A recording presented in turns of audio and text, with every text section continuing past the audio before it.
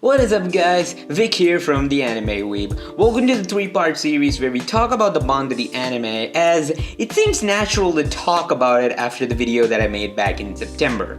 I have no idea why this video took too long to make, but I'm sorry for the wait.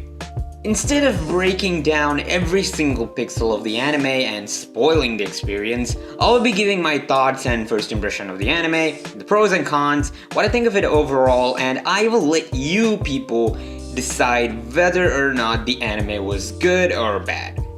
I'll be releasing the video of Season 2 and Season 3 in the coming days, so don't forget to subscribe and turn on post notifications. So, let's get on with what people consider to be the weakest season of the 3. Bandori's first season is something majority of the Bandori fans would like to forget for some reason. Looking at the MAL and analyst scores, it is considerably lower than the second and third season, so you might wonder, is it that bad? This was also Bandori's first exposure to a very broad audience of anime fans, as prior to the anime, even though they had released mangas, light novels, done a few concerts, they really haven't touched the worldwide audience. So if the first season of the anime does well, it will draw more people into the franchise, but if it did badly, well, that would have affected the series as a whole in a really bad way. Basically, it was a huge gamble for Bushiroad, a make it or break it decision. The first season was animated by Eisen and Seebeck. Eisen was a studio formed under the collaboration with Bushiroad and OLM Studios. OLM Studios are a very well-known studio for animating some big names, such as the original Pokemon anime, Berserk, Inazuma 11, Del Chora Quest, Beyblade, and many more. It would seem as if Eisen was formed purely for working on Bandori, as this was the only project that Eisen has been involved in. And while OLM Studios worked on the Future Card Buddy Fight series, they worked alongside Seebeck Studios, who has worked on Sokyu no Fafner, Uju Sangan Yamato 2199, which is an underrated anime, To Love Ru, Hayore Nyaruka-san, Keijo. Nobody's gonna forget this masterpiece. Take this! But So it is safe to say that OLM Studios, also known as Eisen, and Seebeck had an understanding between themselves before working on Bandori, and they are the best people to have for the job.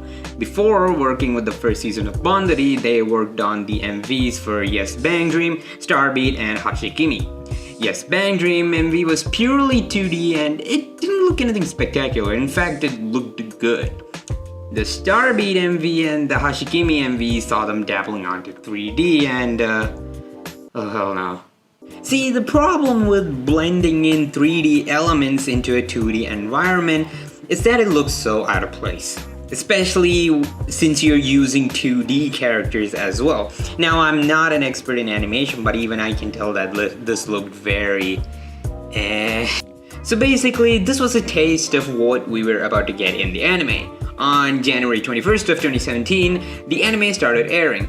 The anime was set to adapt Chapter 0 of Bandori's band story, as it plays as an ideal introduction. It starts off with a girl at a concert with a monologue of how she loves stars while holding a star-shaped guitar and says, keep this in mind because this is a very reoccurring thing in the anime. We are introduced to Kazumi, the overly enthusiastic and highly energetic protagonist of the story, hyped to start her high school life. I wish everyone was this enthusiastic. Then we start to slowly meet the other characters, starting off with Yamabuki Saya, a slight tease of Hanazono Tae, and Ushigome Rimi. Kazumi struggles to find a club or an activity that she wants to take part in, as she wants to get that feeling back again. One day after school, she finds some gold star stickers all over the walls, so she follows them to find a star-shaped guitar in a shed. She then later gets caught by the resident Ichigaya Arisa, the based shut-in bonsai lover. First of all, what the fuck, Kazumi? You don't just follow a trail and break into someone's home. If this were America, you'd have your head blown off. I'm gonna give you to the count of 10. to get your ugly, yellow, no-good keister off my property before I pump your guts full of lead. All right, Johnny, I'm sorry. I'm going. 1, 2, 10.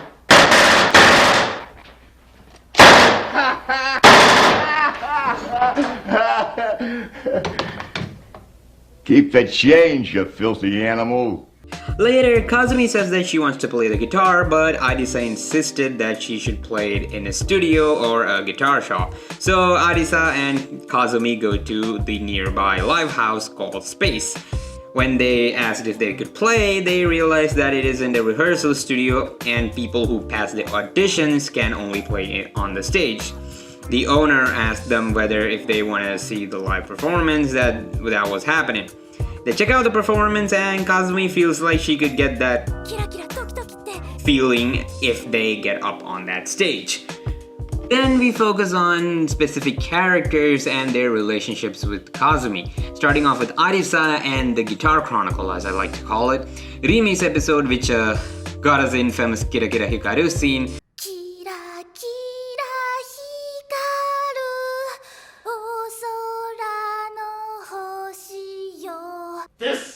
This is not okay. This needs to stop now. This is cancer. This is so much cancer that I can feel the tumors growing on my back. And it's way down heavy on me, and it's not okay. Tae and how Kazumi tries to convince her to join their band, with Kazumi's goal being able to play on the stage over at Space. Then it's convincing Saya in a mandatory cultural festival arc, and lastly we focus on Kazumi as she overworks herself and how Poppypa tries to cheer her up as they try to get to perform with Space before they shut down. That's pretty much all the events in Season 1. Now, one of the most common comparisons for Bandori is with K-On! This is a fair comparison until you realize it really isn't. Both of them are fundamentally very different. Yes, both of them are about bands, but K-On! Focuses more on the cute girls doing cute things side, with some music sprinkled on it. Also, K-On! Is mostly known for its cute girls doing cute things stuff rather than its music. Though, K-On! Songs are bangers, especially Don't Say Lazy. While Bandori, on the other hand, isn't afraid to tell serious stories like Saya's arc or the Space Audition arc, and Bandori is mostly known for its music rather than its story, and I swear people are missing out on some good shit. But Bandori Season 1 has its own set of problems, starting with the animation. The 2D was pretty fine, it looked decent to the point that I didn't notice anything, but fucking hell, the 3D part was just passable. Switching from 2D to 3D is so difficult. The difference in the character model is pretty evident, but in the case of the songs that are fully 3D or with 2D characters and 3D instruments, they look fine. Also, is it just me or Otaya looks so weird in 3D? And even though I did say the 2D was decent, there was one instance where I thought it was very awful. The Kira Kira Hikaru scene. Look at Rimi's hands, what the fuck, you don't move like that, oh my god. Okay, I'm being nitpicky now. The thing about anime that doesn't necessarily need ufotable levels of animation is that the story and the characters have to be immersive, so you don't pay that much attention to the animation. For example, Overhated Season 2 and Season 3. Since Feel were the ones working on those seasons, there was nothing so outstanding about the animation and we were too busy to pay attention to it because the characters and the story was very immersive. I'm not saying that the Bandori characters are bad or the plot sucks, quite the opposite actually, which we'll get to in a bit. The fact that the fucking 3D crap breaks all that immersion and you start to realize how kind of awful it is. About the Kira Kira Hikaru scene. It is one of the most talked about scenes from the anime purely because of the fact that it is extremely cringy to watch. I mean, lullaby in front of a crowd waiting to listen to some bands, yeah. From a storyline perspective, it works as Kazumi is a star brain rot, but more importantly, she's showing us that she's very brave. And she's a goddamn plank. But from a PR perspective, not really. Think about it, you're someone who doesn't know anything from Bandori and your first experience to it is via the anime. Then the third episode happens. There's a chance that you would drop the anime and watch some other seasonal. Then again, it depends on one's taste and whether if you're a fucking masochist. But this was a big wager from the studio. But the thing is that they were willing to tell the story the way they wanted, and a lot of love and care was given to the anime. The level of detail in classes themselves is a big example. In episode 1, you can see Eve, who would be later introduced in season 2, or if you played the game, you'd know her from Passpare.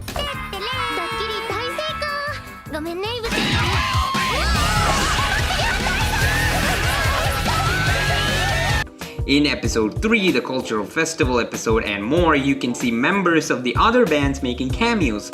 The people who knew these would go, hey, wait a second. It tells you how much they care about the world. It is world building, but in a different way. Also, notice how each and every character are drawn rather than making them look generic. Again, the attention to detail is immaculate. Next, characters. One of Bandori's biggest highlights is the characters and how they develop them. I'm not kidding when I say this, but in terms of the level and care they give to these characters, it might be on top or even over some of the popular slice of life animes out there. And this is not only the strongest point of the anime, but also the whole franchise.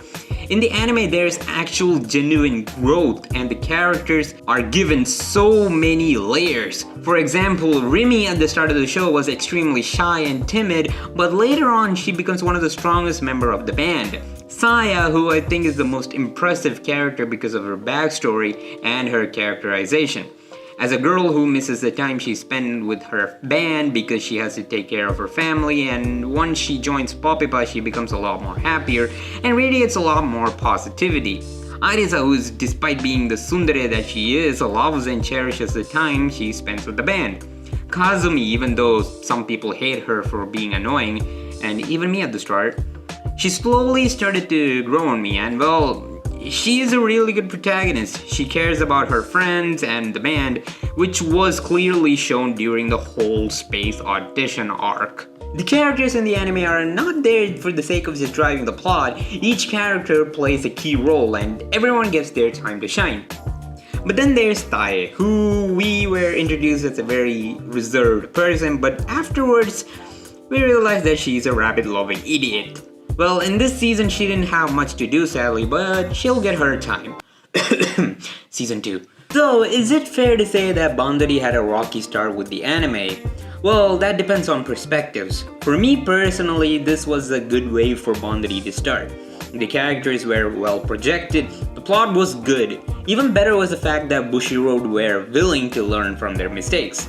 Firstly, they replaced Aizen and Seebeck and got in Sanzaigen, who we'll talk about in the next episode. Rather than making the anime all about Poppenbari, they brought in the other bands in the next season and debuted a new band along with it to keep the story fresh. Well, I pretty much covered what there is to cover about Season 1. What did you think about Season 1? For me, my initial impression of Season 1 was bad. I thought it was garbage, but now that I rewatched it, I was very wrong. In my opinion, Season 1 might be the most overhated of the three. It doesn't deserve the hate it gets. But at the end of the day, that is just my opinion. What is your opinion about Season 1? Was it good? Was it bad? Let me know in the comments. In the next video, we'll be talking about Season 2, so don't forget to subscribe and turn on post notifications. Until then, I'll see you guys in the next video. Peace! Hey, what is up guys, Vic here. Before we end this video, I just want to talk about a few stuff. First of all, I'm sorry for not uploading for a while, purely because of the fact that I've been busy with college and real life stuff. So I haven't been getting time to edit or, work on new videos. So this video was actually supposed to be uploaded back in October or November, like a month after the... No, not even a month after. It was actually after the 22/7 video. I don't remember when I uploaded that. It's been a while. So yeah, I'm really sorry for not uploading. I wanted to be consistent, but again, college really got me busy. So I did do some live streams after that 22/7 video, but I privated them because they're terrible live streams. By the way, do not check them out, please. Oh, you can't. I'm sorry. Anyways, yeah. So So I want to try to upload more often, but in the video I did say that I will be making the Bandori video, the Bandori season 2, season 3 video soon, but I will be pushing that a lot further because I want to focus on other animes that I want to make videos on. Purely because of the fact that I'm not focusing on Bandori as much as I did back in the day, and I kind of want to focus on some other stuff as well, other anime. Another thing that I want to say is that I'm actually thinking about streaming on Twitch. So if you guys want to see any updates on it, you guys can join my Discord server, to which link will be in the description down below. And also, I will be on Twitter, and my Twitter link will be in the description down below. Where we'll be playing some games or, you know, just chill out and have fun. So yeah, if you guys want to see that, you guys can leave a comment down below or something. But yeah, other than that, I'll be try to be more consistent now, and yeah, just focus on other anime as well. Yeah, I think that's about it. I hope you guys have a great day, and I'll see you guys in the next video. Peace.